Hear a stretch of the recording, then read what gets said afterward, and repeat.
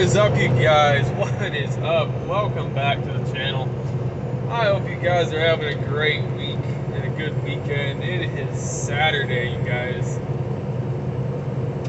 But we are still rolling. We are nowhere near the house. Well, at least not exactly. I will be in a few hours, but we're not even heading home.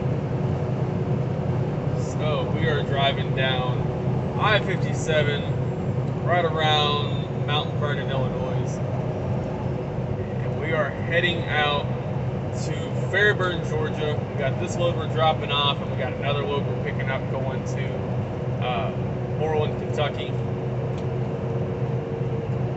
And then we'll see how I feel. I might go home, might stay out. I'll probably stay out. So, but we will be getting to running recap hours. I don't really care for running recap, so we'll see.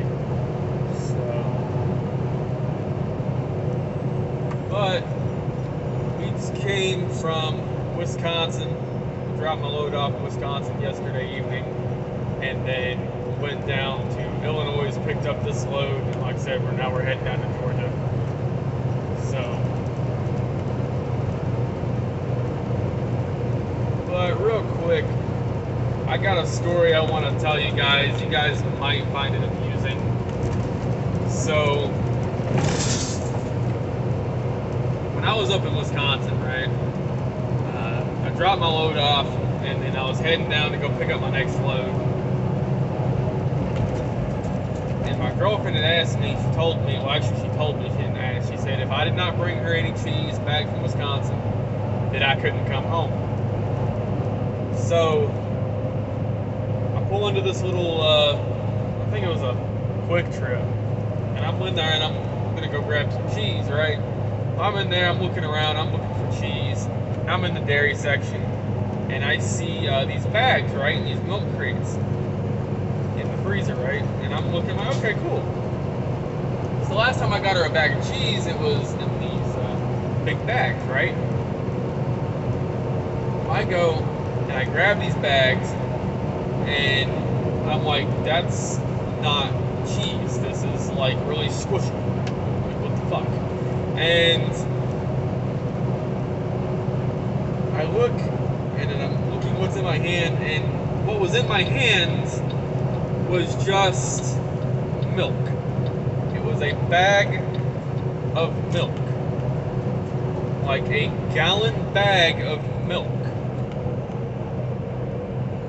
So I look at this bag, and I look back, and I look at it again, and I'm like, is this milk in a fucking bag? And I'm laughing, and I hear the dude behind me start cracking up, and I'm wondering, like, why would you put milk in a fucking bag, and how the fuck do you drink it? And dude is cracking up, like, a couple of girls and this other guy are cracking up, right? Cashier's cracking up, they all hear me, right? And I'm laughing, I'm like, I thought this was a joke. I'm actually saying these things. I'm like, I thought this was a joke. I thought I was being messed with. Like, I thought, and then what I mean by that is I thought my buddy was playing with me. He told me they're like, you can get bags of milk. And everyone's cracking up. I'm cracking up. There's a police officer in there cracking up. And needless to say, I have not only a bag of cheese in my refrigerator, I also have a bag of milk, and we're going to try that out later and see how it works out, and hopefully I don't end up with milk all over myself or my truck. So we'll see. Thought you guys might find that funny. I about lost it. I was laughing so hard because I thought it was a joke. So yeah, they actually have bagged milk.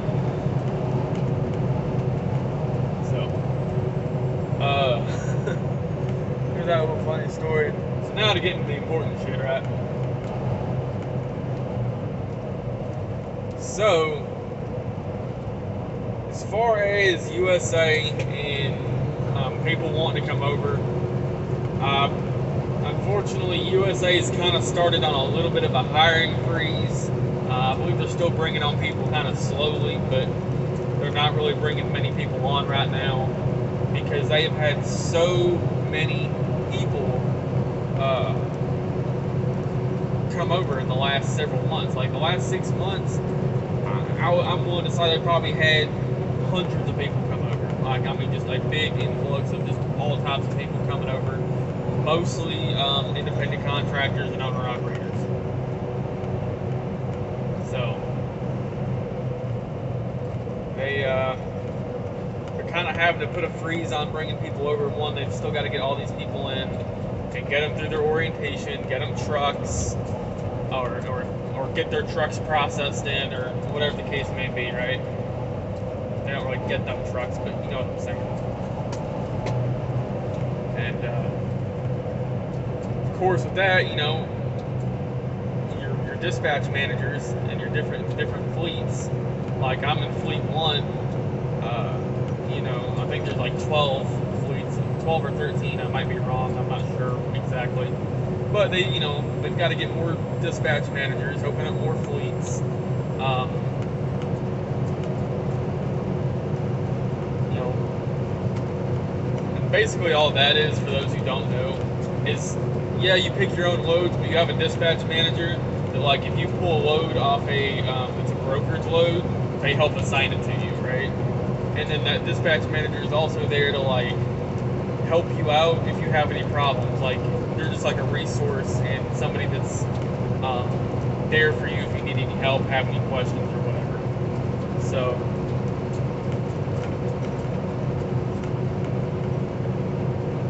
in the different fleets, it doesn't really matter. Like, the load board doesn't change. It just, each fleet has a dispatch manager and a certain amount of people.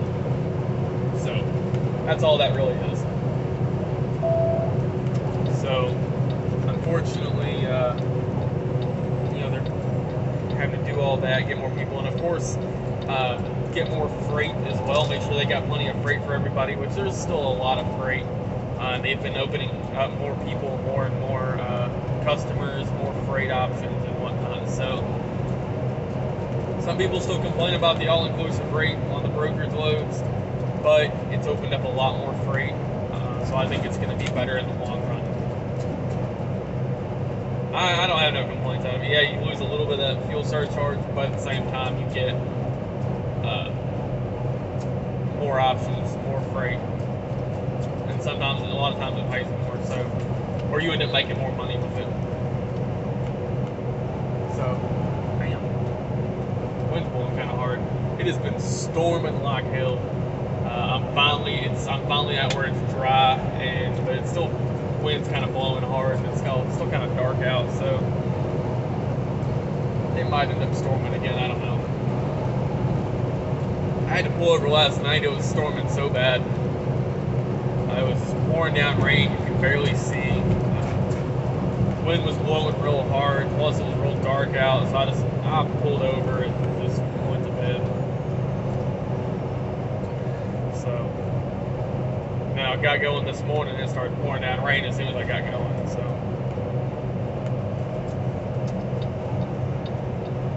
but it's back to being dry, and hopefully it'll stay that way the rest of the trip.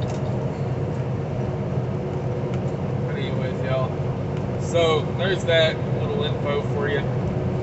So if you tried to come on, I know some people have told me, hey, you know, they're not really bringing me on right now, or man, I'm gonna have to go somewhere else, or you know, whatever. I hate to hear that for you guys. I'm really sorry. It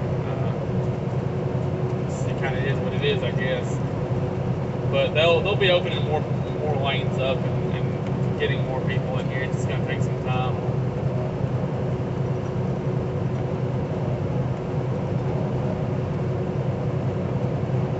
I don't think it'll be too long.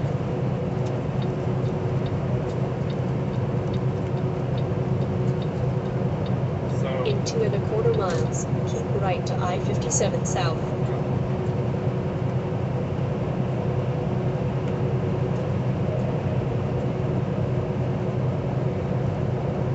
So, another thing I want to talk about is,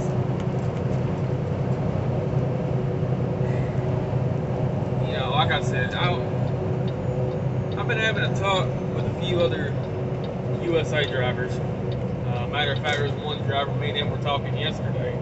We both picked up in North Carolina, and we both dropped off in Wisconsin at the same place. Picked up and dropped at the exact same places. So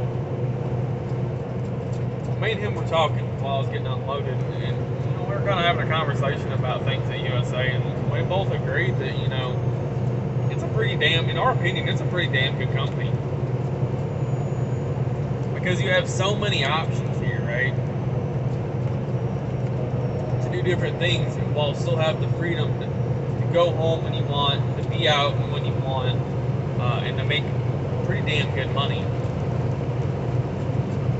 We got on the subject of, there's a lot of people that come over here and they bitch and they whine and they moan and groan and complain because they'll see somebody's videos, right? Be admitted the 2 right lanes. And hear about how much money they're talking about or whatever, which is kind of, I'm trying to get out of posting about how much money I make, but I do what I do just because I know there's like a certain point of that's why people come over. They want to know how much money they can make at this company. So I try to help give an idea. Well, some people come over and make the same money that, I'll use myself for example. Now I haven't had this problem, on I-57. but I'm going to use myself as an example. So someone might come over, they'll see where I'm talking about making $2,000, taking home after taxes, all my expenses, everything, taking home $2,000 for a week. And being home frequently and this, that, and the other, right? And then they come over and they think they're trying to do the exact same thing I'm doing, or they're trying to do the exact same thing I'm doing, and they're not making the same money. They're not able to do the same thing, right? And then they're getting all pissed off with me because I lied. They think I lied to them, right? And now I said, this hasn't actually happened with me, but I know drivers that same situation has happened to.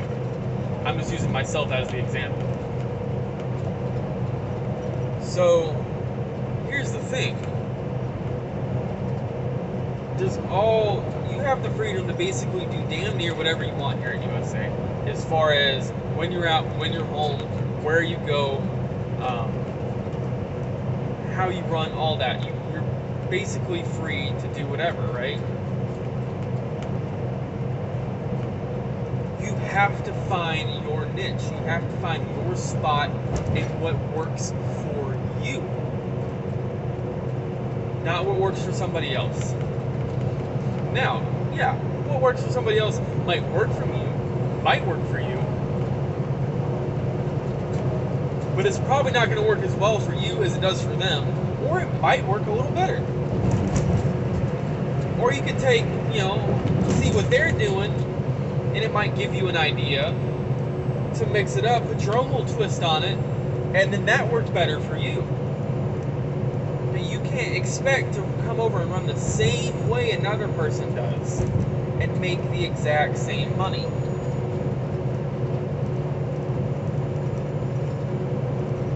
Because that would mean you would have to be you'd have to be leaving out of the same location, the same home,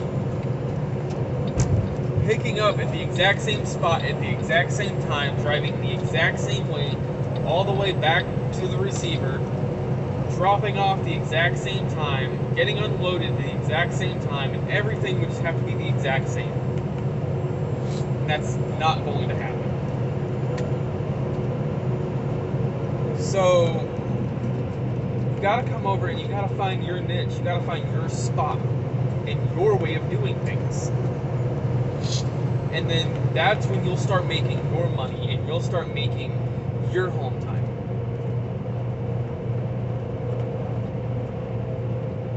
For example, I know people that go out for 3 or 4 days, 3, 4, might be 5 days, and they're home for 3 or 4 days, right? And they can do that and still take home $1,600, $1,700, $1,800 easy. And pretty consistently, but they live in a different area. I can do it, and I can do something similar, and I've tried to do something similar, but I don't exactly make that same money that they make. I do make something, I can make similar, but I don't always make that same money.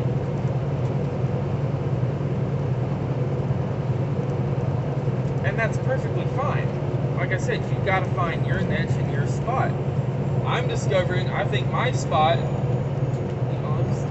what I've been doing the last several weeks is I'll go out for about 9-10 days, be home for 5 or 6 days, or about 5 days actually. Be home for about 5 days, head back out. Typically I get home Thursday evening, maybe early Friday morning. I leave back out Tuesday afternoon. I've been doing that, and I've been taking home at least, after all expenses, taxes, everything, taking home at least $2,200 a week. You know what I mean? So that's my way of doing it. I live in Tennessee, you know, and I have certain runs I want to make. I have certain places I would like and would not like to go. It's just the way I run. You gotta figure out your way, and you know what works best for you and your family and your home time and what you want. So that's the big thing, you know. And I'm pretty happy with it. Now my thing is, honestly, after about 6-7 days really, I want out of the truck. Now I can't do the weeks and weeks at a time in the truck. I can't do it. About 6-7 days, I want out of the truck. So, you know, I've been pushing myself about that 9-10 day mark, and I'm home. You get a nice little home time in, and I'm gone. So that means if I do that, I'm home about 10 days out of a month. 2, 4, 6, 8. I get more home time than if I was working a 9 to 5 Monday through Friday. And it's consistent, and I have time to do things. You know what I mean? It works best for me. So, and I can find a better way. I might find, you know, you got to test it out. You know, you're your boss here. You can do whatever. Test it out. Test out different things. Stay out a little longer. Stay home a little less, or vice versa, or whatever. Find your niche. Find your way. So, you know, another thing with that is, yeah, I've been bringing home these good checks. You got to know how to manage that money too. A lot of people don't talk about that. They talk about all the money you can make. They don't talk about how to manage your money.